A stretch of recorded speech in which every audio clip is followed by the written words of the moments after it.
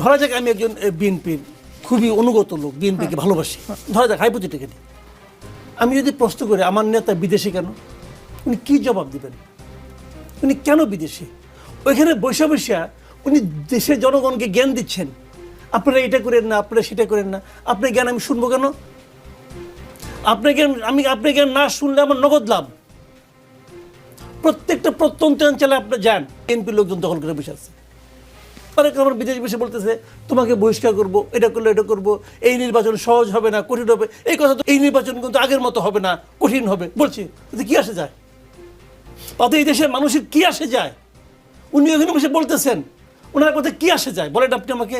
ওই লোক যে বিএনপি এখন যে চাঁদাবাজি করতেছে, ওকে ওনার কথা শুনে নিয়ে চাঁদাবাজি বন্ধ করছে? ভাই ওরা তো আল্লাহর কথাই শুনে না।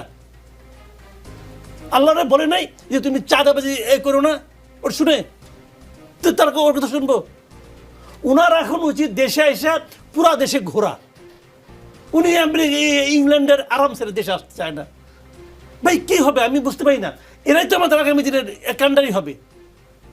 কোনো লজিক নেই, ওনার বিরুদ্ধে কোনো মামলা নাই।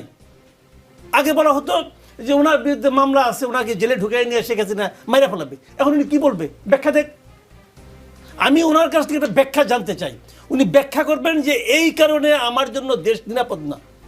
এত কিছুর পরে এই বাস্তবতাতেও, বর্তমানে এই অবস্থাতেও উনি যদি মনে করেন এই দেশ ওনার জন্য নিরাপদ না, তাহলে এই দেশে আমি আপনি কিভাবে থাকবো? এই দেশে ওনার কর্মীরা, নেতারা কিভাবে থাকবে? তারা তো থাকতে পারছে, আপনি আসেন না কেন? আমি ওনার কথা শুনিই না। আগে শুনতাম খুব মন দিয়া, মাঝখানে খুব মনে শুনতাম যে লোককে তো ভালো ভালো কথা বলতেছে। এই কথা আমার কি অর্থ আছে? আমার কাছে কোনো অর্থ বহন করে না এখন। আপনি পরিষ্কার কথা পাই, আপনি দেশকে ভালোবাসেন, আপনি দেশের পালস কি বুঝতে পারেন? আপনি যদি আমার পালস বুঝতে চান, হয় আমার নারী ধরতে হবে, অথবা একটা নল দিয়ে হলো আমাকে ধরতে হবে। তো আপনি দূরে বসে বসে আমার পালস বুঝতেছেন? আপনি যত বড় ডাক্তারই হন না কেন, পারবেন না রে ভাই।